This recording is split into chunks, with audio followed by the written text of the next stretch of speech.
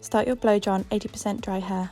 Split your hair into 2 sections. Take a section of your hair and place it behind the brush and begin to blow dry down. As you blow dry, use light tension. The large pad has a higher number of teeth, and this will help you aid increased tension as you blow dry. The brush is lightweight and is also slightly curved, which will give you natural volume as you blow dry.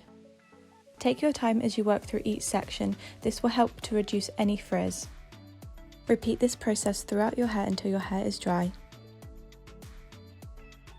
For extra volume, I like to put the brush at the roots and push the brush forward. You then apply heat. This will create volume at the root. The brush is really easy to use and it leaves my hair looking soft and shiny. For extra volume at the roots, I'm going to use the back-combing brush to create some volume. I take a section of hair and I brush back onto the roots. I repeat this over the top section of my hair. I then take the ultimate finisher to smooth over the top section.